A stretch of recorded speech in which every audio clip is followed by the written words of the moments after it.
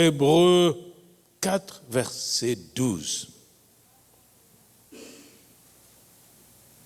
Hébreux 4, verset 12, nous lisons au nom du Seigneur. Car la parole de Dieu est vivante et efficace, plus tranchante qu'une épée quelconque à deux tranchants, pénétrante jusqu'à partager âme et esprit, jointure et moelle, elle juge les sentiments et les pensées de cœur. Seigneur, c'est ta parole que nous avons lue et que nous allons méditer. Qu'elle puisse nous pénétrer jusqu'au profond de notre être et nous transformer à ton image pour ta gloire au nom de Jésus-Christ. Amen. La parole de Dieu est vivante. Bien-aimés, ce verset est riche. Nous ne pouvons pas l'interpréter, l'expliquer en une seule prédication. Alors nous avons choisi, par la grâce de Dieu, de nous limiter juste à la première phrase de ce verset. Car la parole de Dieu est vivante et efficace. L'autre partie pourra être interprétée plus tard dans un autre message. Mais aujourd'hui, j'ai une bonne nouvelle à vous dire. La parole que vous tenez dans vos mains et que vous allez écouter encore maintenant et que vous avez chanté dans les louanges, elle est vivante et très puissante, efficace. Alors concentrons-nous sur ces deux attributs-là de la parole de Dieu. Elle est vivante, elle est efficace. Et avant de parler de ce verset-là, avant d'introduire ce verset, l'auteur de l'Épître aux Hébreux commence sa lettre par nous dire que Dieu nous a parlé au monde et à Israël autrefois par de prophètes de plusieurs manières et à plusieurs reprises. Dieu n'a cessé de parler à son peuple. Moi, j'irai plus loin. Dieu nous a parlé même par la nature. Il continue à nous parler par la nature. Dieu parle. Il dit, après nous avoir parlé de plusieurs manières, par des prophètes, par ces prophètes, Hébreux 1:1, Dieu nous a parlé dans ces derniers temps. Et quand l'auteur écrivait, il parlait de ces premiers siècles-là. Dans ces derniers temps, il nous a parlé par son Fils, Jésus-Christ, qui s'est manifesté comme homme. Et c'est Jésus qui est la parole de Dieu. Amen. Jésus est la parole incarnée de Dieu. Jean 1, 1 et 2. Jésus-Christ, il s'appelle la parole de Dieu dans Apocalypse 19, verset 13. Il est la parole vivante de Dieu. Et quand Dieu parle, il parle en Jésus. Il dit la vérité qui est efficace, qui est puissante. C'est pourquoi, quand il a dit que la terre soit, la terre fut. Que la lumière soit, la lumière fut. Parce que sa parole est créatrice, elle est puissante. Bien-aimés, ceux qui ont eu la grâce de recevoir directement la parole de Dieu ont toujours expérimenté les choses de Dieu. Et ce que nous oublions, c'est que cette parole est à notre disposition. Amen. À la disposition de toute l'humanité, pas seulement de l'Église. La parole, elle a créé tout ce qui existe et veut continuer à arroser des grâces de Dieu, des bénédictions de Dieu, tout ce qui existe. Sinon, on n'aura pas de soleil pour tout ce qui existe. Sinon, on n'aura pas de lumière pour tout ce qui existe. Sinon, il n'y aura pas de pluie pour tout ce qui existe. Parce que c'est la parole qui donne cela. Sinon, il n'y aura pas de nourriture, même pour ceux qui ne travaillent pas. La parole pourvoit, bien-aimés. Les oiseaux du ciel ont à manger, ils sont bien habillés, même mieux habillés que nous, à cause de la parole de Dieu. Alléluia. La parole de Dieu. Bien-aimés, la parole de Dieu est très efficace, elle est vivante. Elle est plus efficace que la parole que nous écoutons dans Radio-Canada, dans CNN, dans TV5. Alors qu'eux aussi, ils peuvent renverser des régimes. Ils peuvent renverser toutes ces radios-là, les médias peuvent renverser des systèmes politiques, peuvent amener tous des scandales sur des gouvernements et le renverser. Leur parole semble être efficace, mais elle ne dépasse pas la puissance de la parole de Dieu. La parole de Dieu, et non la parole d'un homme, d'un pape, ou d'un cardinal, ou d'un évêque, ou d'un archevêque. La parole de Dieu, et non la parole de Mohamed, ou la parole de Bouddha. La parole de Dieu, bien-aimé, et non la parole de Satan ou des démons. La parole de Dieu est vivante et efficace. Seule la parole de Dieu. Les autres paroles sont des paroles de mort. Ce sont des paroles de mort. La parole de Satan, elle est morte. Elle amène la mort. Mais la parole de Dieu est vivifiante. Elle donne la vie. Amen.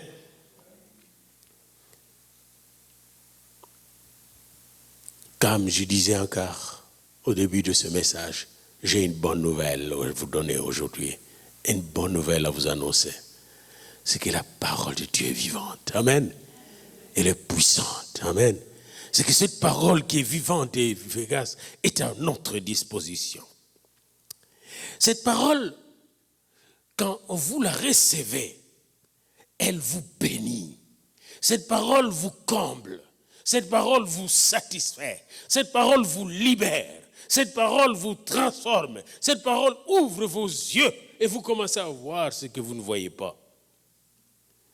Je vais vous donner quelques exemples dans la Bible. Le premier, c'est Abraham. Abraham était perdu en Babylone. Il était un Chaldéen. Il vivait dans l'idolâtrie. Mais un jour, il a entendu la parole de Dieu, comme nous lisons dans Genèse 12, qui lui a dit, quitte ton pays, quitte le pays de tes ancêtres et va dans le pays que je te montrerai.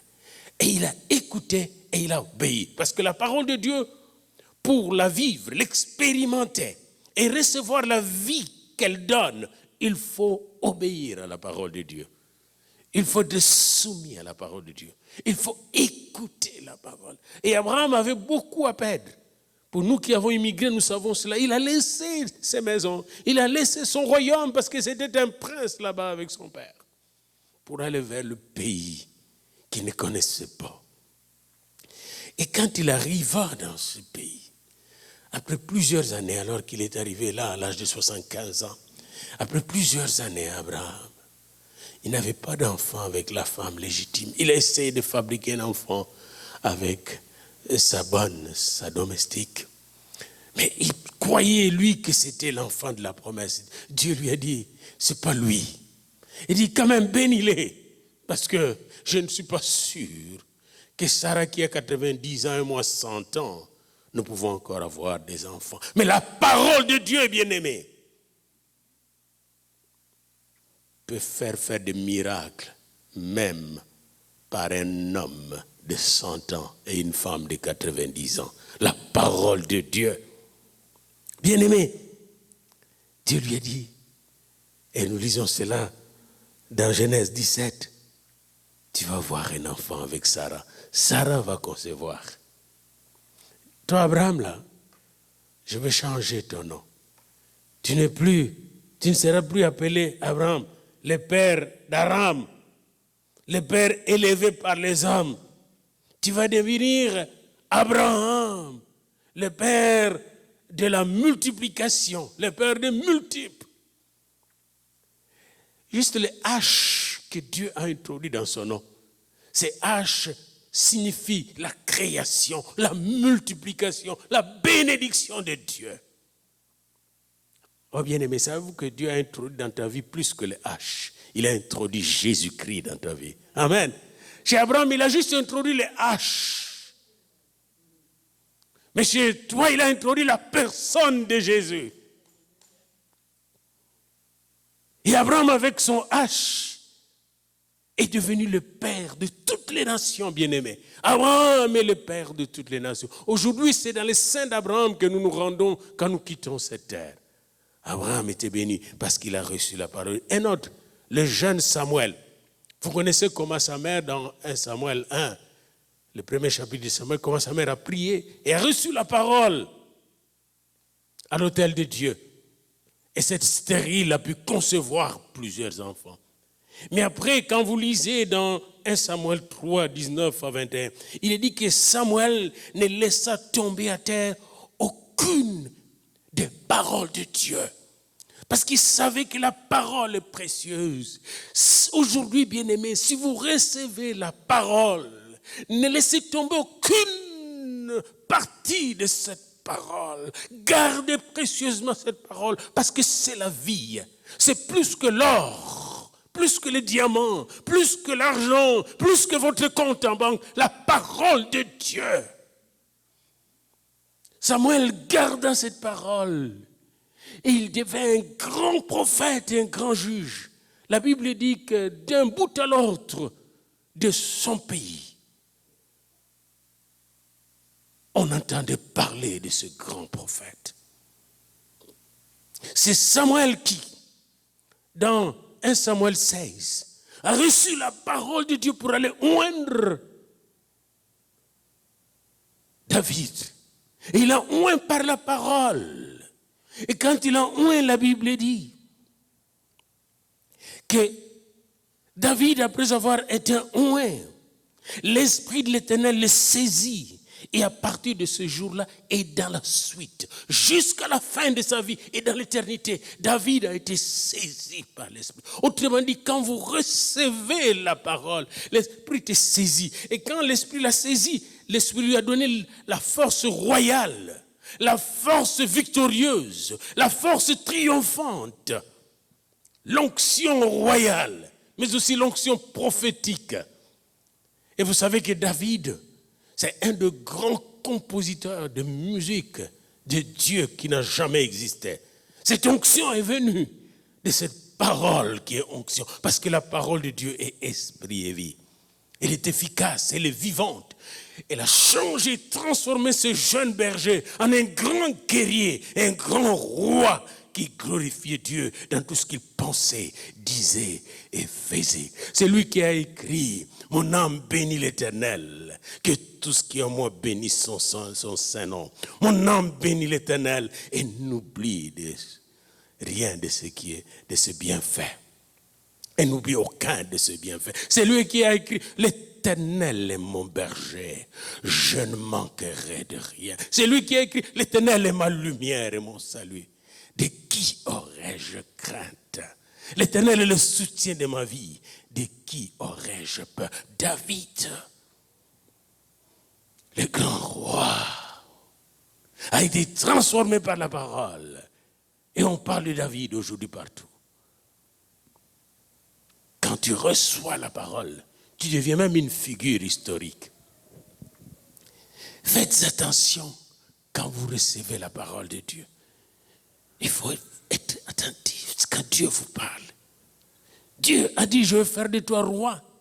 Et en ce moment-là, Saul était encore roi, bien-aimé. David pouvait douter de cela. Il était un enfant, un jeune.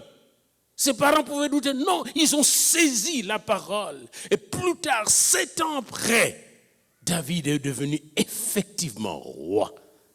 La parole de Dieu finit par s'accomplir. Parce que comme dit le prophète Jérémie, Dieu veille sur sa parole pour l'accomplir. Il veille sur la parole. Laissez-moi vous dire que le jour que vous étiez né de nouveau, si vous avez rencontré vraiment le Seigneur, la bénédiction qui vous a été donnée par le pasteur, le jour de votre baptême, laissez-moi vous dire que cette parole va s'accomplir dans votre vie. Parce que le ciel s'ouvre quand quelqu'un est baptisé, exactement comme le jour où Jésus fut baptisé au Jourdain. Le ciel s'était ouvert et l'Esprit est descendu sous une forme corporelle et le Père a parlé. De la même manière que l'Esprit agit, le jour du baptême de Jésus, de la même manière, le jour que tu as été baptisé toi aussi, que je t'ai baptisé moi aussi, la parole est sortie, que j'étais en Jésus, le bien-aimé du Père. Amen.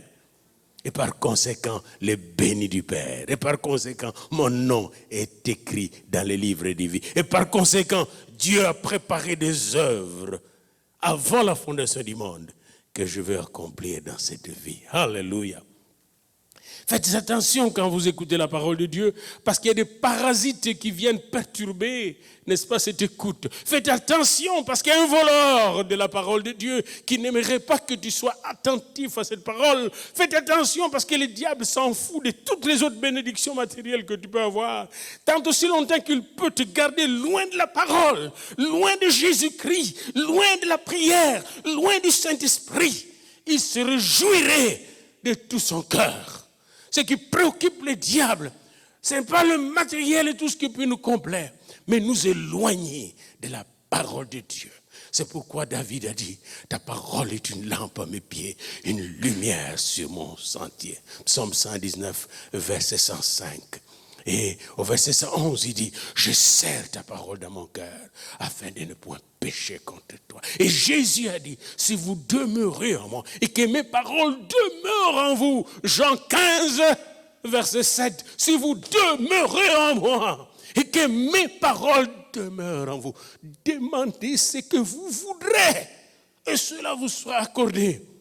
Mais il faut demeurer, bien-aimés. Pourquoi les gens tournent en rond, même les chrétiens? Parce que souvent, nous ne demeurons pas dans la parole. Mais si nous demeurons en lui, et que sa parole demeure en nous, fini de tourner en rond, nous allons marcher de victoire en victoire. Et nous saurons ce que nous devons faire chaque matin et chaque soir de notre vie. Et nous allons diriger les autres pour qu'ils fassent la volonté de Dieu. N'est-il pas dit dans la parole, si tu crois, tu verras la gloire de Dieu. Attention quand vous écoutez la parole. Dans 2 Jean 7, un jour il y avait une grande famine en Samarie. Une grande famine. Les rois de Syrie avaient entouré la capitale de la Samarie. Et de ces soldats, pour empêcher la population d'avoir de la nourriture, et finalement pour écraser cette population, l'humilier et humilier le roi de Samarie. Et là, le roi de Samarie était fâché contre le prophète Élisée. C'est toi qui nous attires ce problème. Parce que c'est toi qui découvres le problème. Tout ce que le roi fait, le roi de Syrie fait, dit dans sa chambre cachée. Le roi de Syrie est fâché contre nous. Maintenant, voilà, nous sommes dans la misère. Nous allons vous tuer parce que les gens commençaient à se manger les uns les autres. Comme vous avez cette histoire dans 2 Rois 6, où 2 femmes se sont dit, on va manger aujourd'hui votre enfant, puis demain on mangera le mien. C'était une période difficile. Et pendant cette période difficile, comme vous le lisez dans 2 Rois 7, verset 1, le prophète Élisée reçut la parole de l'Éternel.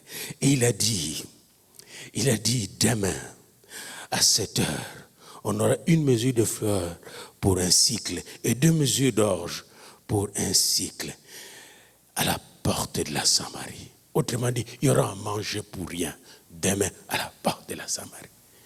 Puis un officier qui écoutait mal la parole de Dieu, comme beaucoup de chrétiens de notre temps qui négligent la parole de Dieu, a dit, comment Dieu veut le faire? C'est incroyable, c'est impossible. C'est impossible. Rien n'est impossible à Dieu. Tout est possible à celui qui croit. Amen.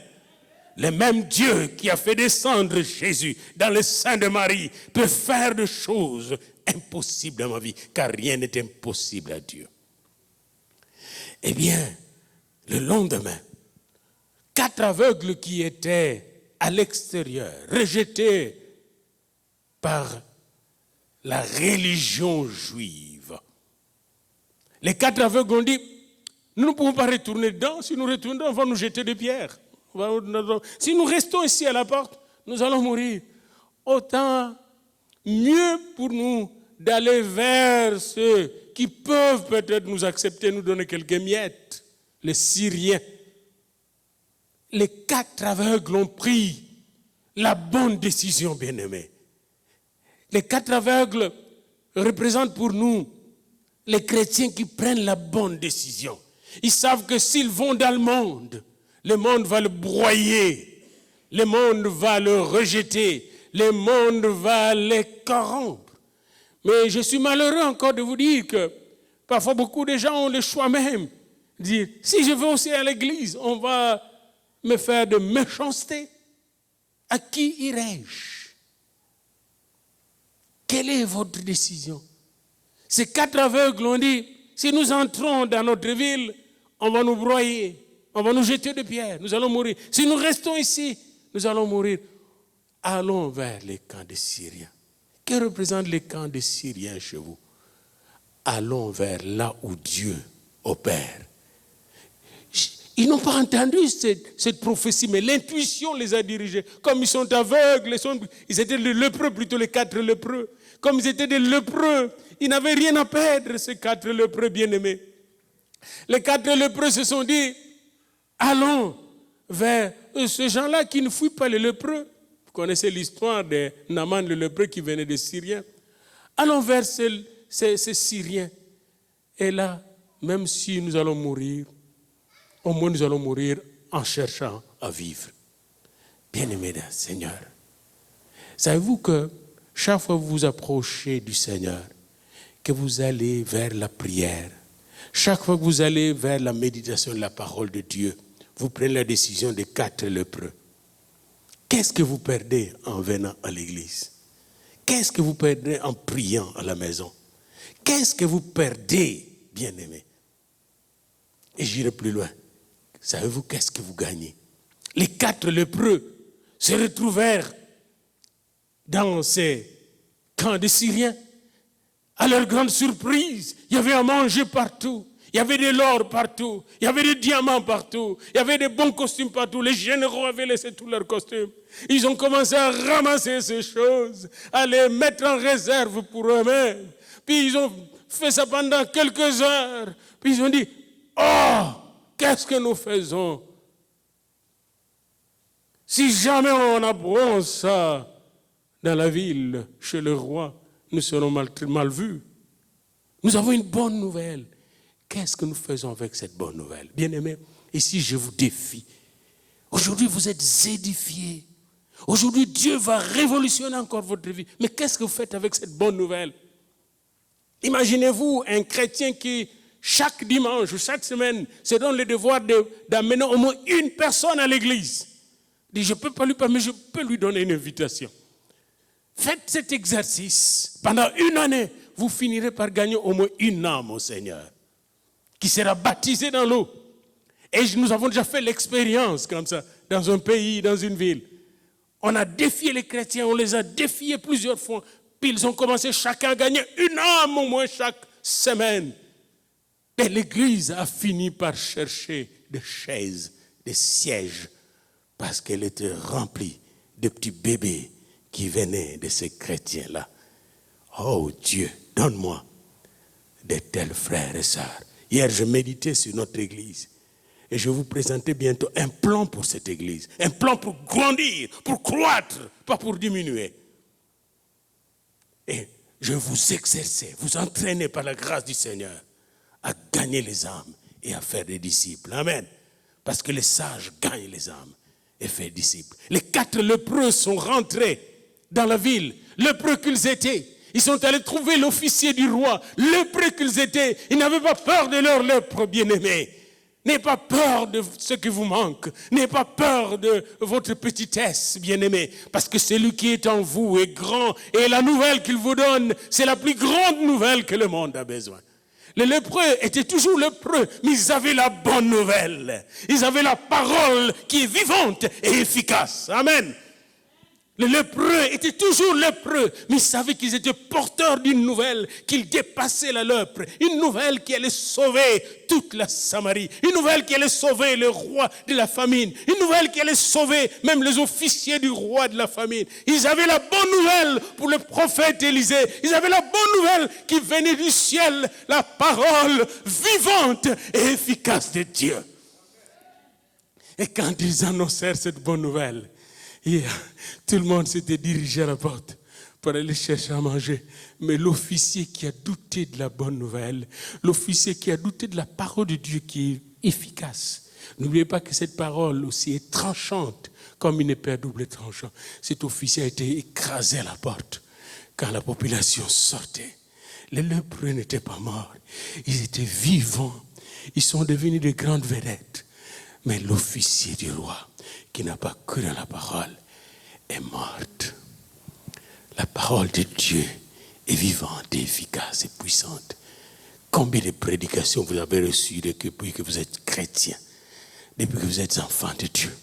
Faites-vous comme les lépreux, les 4 lépreux. Quand vous recevez la bonne nouvelle, savez-vous que vous avez la bonne nouvelle qui peut changer le monde. Cette bonne nouvelle est utile pour le premier ministre, pour le président, pour le roi de ce monde. Cette bonne nouvelle, bien-aimée, c'est elle qui m'a amené au Canada en 82. Cette bonne nouvelle, c'est elle qui m'a conduit à faire le monde entier. Cette bonne nouvelle, c'est elle qui nous amènera au ciel, où nous verrons face à face notre Seigneur. La parole de Dieu est vivante et efficace. Autrement dit, avec la parole de Dieu, vous avez le passeport international, intercontinental et universel qui va vous amener au ciel et dans la nouvelle terre et les nouveaux cieux, dans la présence du Père. Mais avant cela, faites en sorte que cette parole de Dieu soit ta parole. Amen. Qu'elle soit ta parole jour et nuit et que vous puissiez porter cette parole dans le monde entier afin que les gens soient sauvés. Elle est vivante parce qu'elle vient de la vie. Et cette vie, c'est Jésus-Christ. Elle est efficace parce qu'elle vient du Saint-Esprit, la puissance de Dieu. Quand on dit la parole de Dieu est vivante, on dit la parole de Dieu vient de Jésus-Christ. Quand on dit la parole de Dieu est efficace, on dit la parole vient du Saint-Esprit. Avec la parole vient Jésus-Christ et le Saint-Esprit qui donne la vie en abondance, qui donne la paix là où il y a les troubles, qui donne la guérison là où il y a les maladies, qui donne le bonheur là où il y a le malheur. La parole de Dieu est vivante, est efficace. Amen. Elle est vivante pour vous, elle est vivante pour moi, comme elle était vivante pour Élisée et les 4 lépreux, comme elle était vivante pour Abraham, comme elle était vivante pour le prophète Samuel et David. Elle est encore aujourd'hui vivante, parce que Dieu est le même hier, aujourd'hui, éternellement. Jésus-Christ ne change pas. Cette parole vous dit aujourd'hui, si vous demeurez en moi, et que mes paroles demeurent en vous, demandez ce que vous voudrez et cela vous sera accordé. Amen. Prions le Seigneur. Père éternel, merci d'avoir signé ces messages en notre faveur aujourd'hui. Tu voulais nous dire, ma parole est vivante encore aujourd'hui. Elle est efficace. Ma parole, c'est mon Fils bien-aimé Jésus-Christ, la parole vivante. Ma parole est esprit et vie. Recevez ma parole et transmettez ma parole prophétique, vivante. Et vous verrez que là où il y a la mort, la vie viendra. Il y a le malheur, le bonheur viendra. Où il y a la malédiction, la bénédiction viendra. Parce que ma parole va s'accomplir infailliblement à cause de ma présence dans ma parole en Christ, votre Seigneur, mon Fils bien-aimé. Recevez ma parole de bénédiction, car je vous ai béni de toute bénédiction spirituelle dans le lieu céleste en Jésus-Christ, mon Fils, béni éternellement. Amen. Alléluia. Alléluia.